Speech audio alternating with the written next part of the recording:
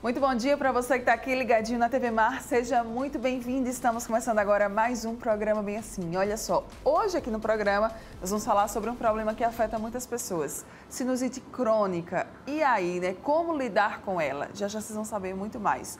Também ainda, nós vamos falar sobre gagueira, pois amanhã é o Dia Internacional da Gagueira. A gente também vai trazer mais detalhes sobre esse assunto. E ainda vamos conhecer um projeto da UFAL, que é o projeto Maravista. Já, mais detalhes. Eu conto com você, tá? Então não sai daí, porque o Bem Assim está começando agora.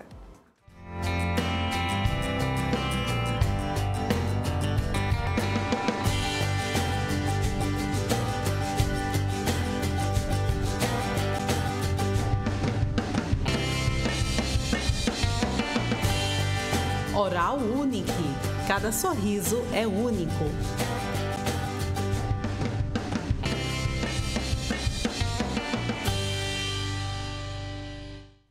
Muito bom dia mais uma vez para você que está aqui ligadinho na TV Mar, você que nos acompanha aí, né, pelo canal 525 da NET Claro, pelo portal gazetaweb.com, que também transmite toda a nossa programação.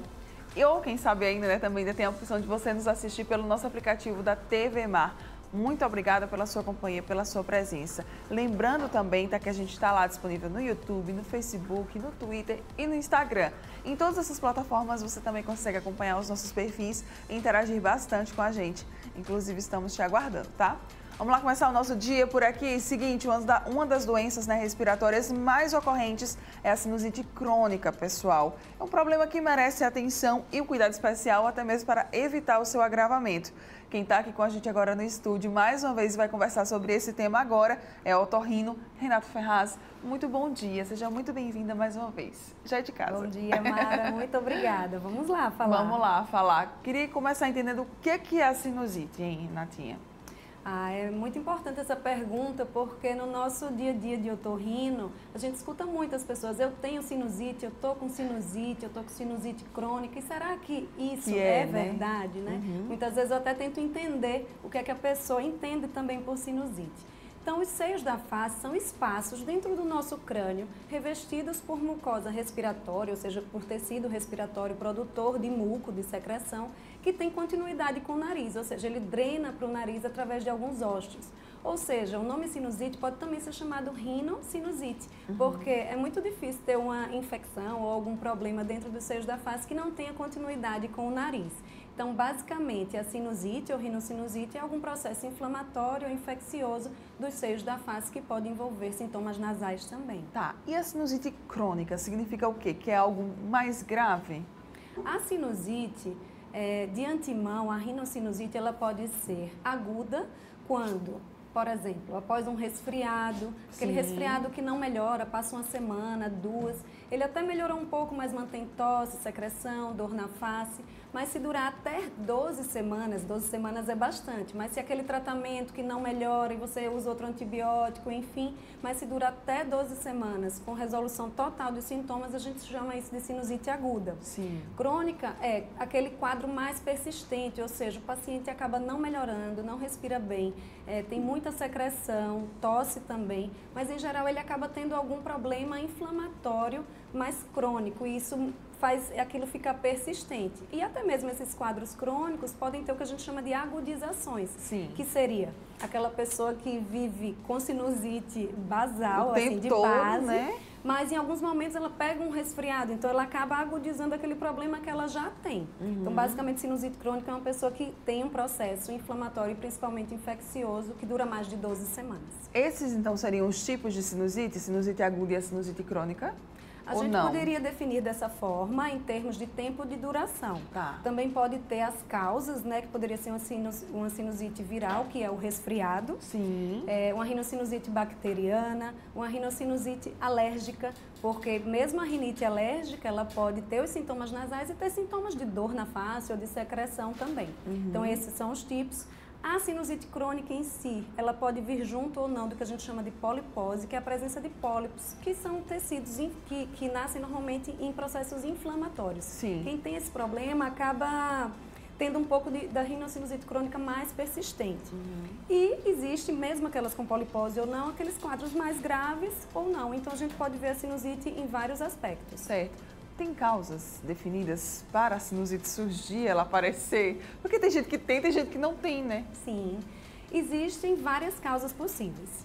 Primeira delas, algum fator anatômico que obstrui ou dificulta essa drenagem. Então, um desvio de septo, por exemplo, Sim. aquela pessoa pode ficar tendo sinusites com frequência. Ou, quando vem uma crise de rinite ou um resfriado, ele demora mais a melhorar e aquela secreção ali parada, estagnada, pode favorecer a proliferação de bactérias. Existem as causas alérgicas persistentes que acabam favorecendo também. Pacientes asmáticos também têm um processo inflamatório exacerbado e algumas doenças que acabam dificultando a drenagem das secreções ou acaba fazendo uma produção de secreção exagerada. Tudo isso pode gerar ou ser causa da sinusite. Tá. E aí, depois, né, dessas causas, eu queria entender mais os sintomas. O que é que vai diferenciar a sinusite, por exemplo, da rinite? Porque aí você falou, né? Tem gente que chega no consultório lá com aquela gripe, com aquele resfriado e já acha que é sinusite. Não é bem assim, né?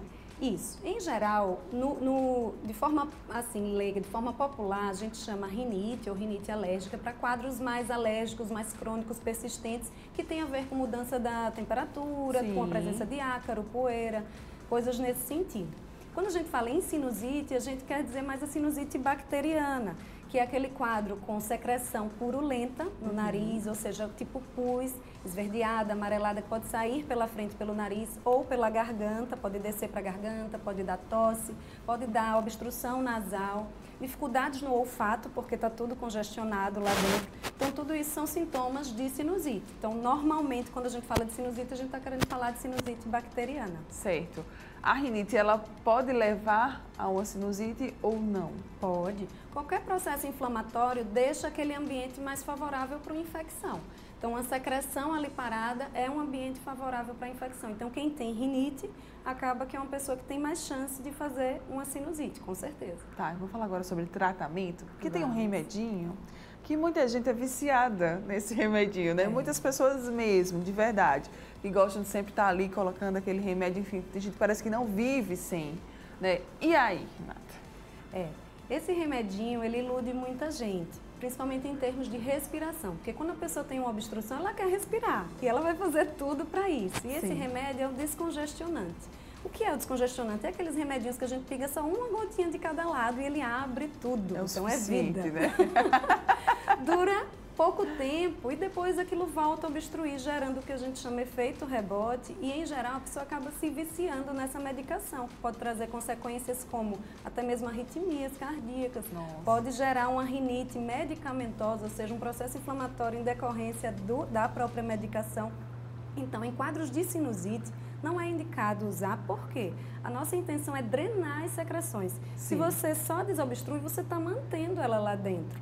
Então, em termos de tratamento, não só da sinusite, como de qualquer quadro nasosinusal, não é o caso. A gente usa em situações muito específicas. Tá. E falando de tratamento, como você falou, a gente precisa diagnosticar, né, fazer uma avaliação, que em geral é uma avaliação clínica, um exame mesmo físico, e até mesmo a gente faz aquele exame endoscópico, passando uma fibrazinha dentro do nariz para tentar entender o que é que está acontecendo.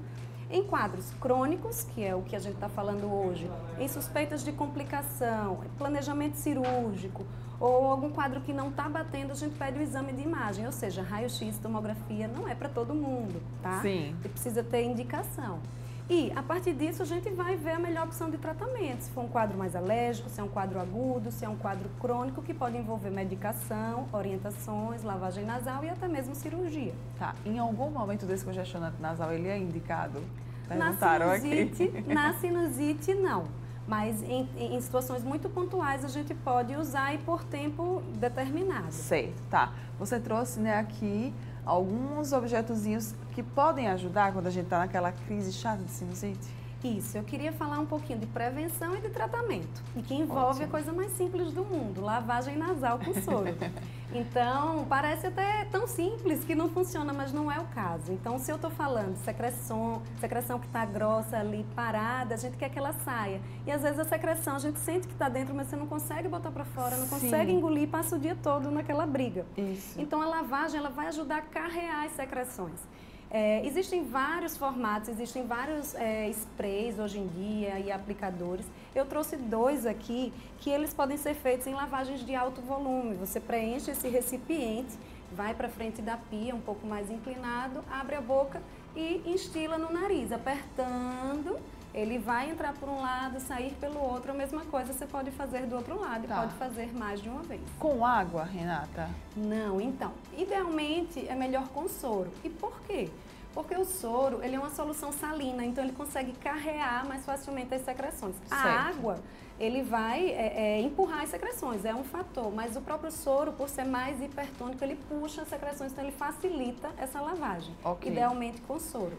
Pode então, ser feito. Esse daí é um volume maior, vamos falar assim, né? Um volume maior. Tem gente que não gosta, não se adapta, não consegue. Pode ser com os sprayzinhos também. O que muda é o formato. Você pode aplicar o spray e assoar na pia, porque você aumentou o volume ali da secreção, ou pode aplicar, descer para a garganta, cuspir ou engolir sem problema. Certo. Vem de farmácia? Esse ele vem até com uns sachêzinhos que você coloca e preenche com água, ou você pode preencher com soro. Existem também alguns aplicadores que vendem na internet parecidos, para lavagens de alto volume. Tá certo. A seringa de 20 ml também faz uma função similar. A gente usa muito em paciente pós-operatório, por exemplo, que precisa ficar lavando com certa frequência. Então, também pode fazer da mesma forma, aplicar e aplicar pelo outro lado. Você falou da solução salina e eu queria que passasse uma dica de ouro, que pode ser usado soro, mas pode ter um soro caseiro para lavagem nasal. Que basicamente a receitinha é 1 litro de água, né, filtrada, fervida, enfim, 2 colherzinhas de sobremesa de sal e 1 colherzinha de sobremesa de bicarbonato. Se você fizer dessa forma, você pode usar isso como solução para a lavagem do seu nariz e não apenas água. 1 litro de água, filtrada ou fervida, 2 colheres de sopa de sal e 1 colher de sopa de bicarbonato. Isso Pronto, mesmo. Receitinha super fácil, dá para você também fazer o seu soro para lavagem nasal aí em casa. Nas crianças é mais indicado a seringa? Depende. Criança não é fácil lavar, precisa adaptar desde de pequeno. A seringa, principalmente essa grande, para criança não é o ideal. A gente pode até usar esse aqui, tem vários vídeos de crianças fazendo, aprendendo a fazer, apertando e saindo. E elas fazem super tranquilo. Em crianças, principalmente muito pequenininhas, a gente usa seringas menores do que 20 ml. Mas depende, existe conta-gotas, sprayzinhos. A forma que funcionar é a forma que vai fazer. Eu dei aqui uma opção diferente que eu tenho visto no consultório que muitas pessoas não conheciam esse tipo de lavagem. Eu achei legal. Muito bom. Você falou sobre prevenção, né? Então fica aquela perguntinha que eu acho que todo mundo está querendo saber. E aí, como é que eu faço, doutora, então, para prevenir a sinusite? Primeiro de tudo, se tem algum sintoma nasal, procura o otorrino, faz uma avaliação e entende o que é que está acontecendo com você. Porque várias coisas podem prevenir, mas, idealmente, a lavagem nasal é algo muito fácil, prático, não só para quem tem sintomas nasais, mas para todo mundo, que poderia ser adaptado à rotina e a gente pode evitar alguns problemas nasais, incluindo a sinusite. Então, acho que a principal dica é essa. Mas ir no otorrino, fazer exame regularmente se tiver algum sintoma nasal e ver se precisa tratar algo a mais para evitar alguma complicação ou quadro de sinusite crônica. Essa sinusitezinha recorrente, chatinha, que fica ali sempre aparecendo, nada de fazer automedicação, né? Sempre o melhor caminho seria ir para o otorrino mesmo, para que ele faça essa avaliação e dê esse diagnóstico fechado? Isso. Pensando em sinusite por bactéria, que a gente precisa incluir o antibiótico como tratamento, tem 2 problemas em automedicação. O paciente que toma antibiótico numa dosagem diferente, o antibiótico não é ideal para a tua infecção, por um tempo que não é o suficiente, aquilo vai causar um problema ou não vai tratar aquela infecção e vai acabar precisando de outro antibiótico, um perfil de tratamento maior, mascarando algo que a gente não está conseguindo enxergar. E outro problema é quando a pessoa acaba, além de tomar a medicação por conta, às vezes a gente prescreve mesmo no consultório, a pessoa melhora, que demora uns 2, 3 dias para já melhorar um pouquinho, e a pessoa não toma pelo número de dias prescrito.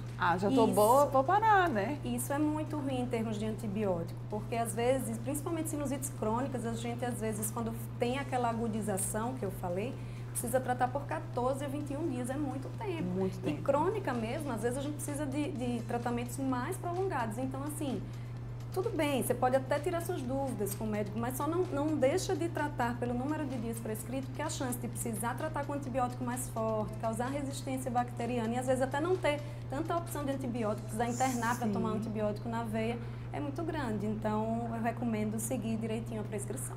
Olha aí, tá vendo? Vamos escutar a médica. Contatos, redes sociais, quem quiser saber mais informações, como é que pode fazer? Eu atendo no The Square, atendo também na Med Rádios e na minha rede social. Podem acompanhar que tem vários conteúdos, é doutora Renata Ferraz. Estarei lá esclarecendo o que vocês precisarem. Muito bem, essa é a doutora Renata Ferraz, ela é otorrinolaringologista e falou hoje aqui com a gente um pouquinho sobre sinusite e sinusite crônica, tá? E aí fica sempre aquele conselho, é o básico, mas é sempre o melhor. Procure um médico, tá? Busque ajuda especializada, é sempre o melhor caminho. Obrigada mais uma vez pela presença, tá? Sempre muito bom. Bom dia. Bom dia. Você que está aqui ligadinho comigo, não vai sair daí, ainda tem muita coisa para rolar aqui no programa. Daqui a pouco estou de volta.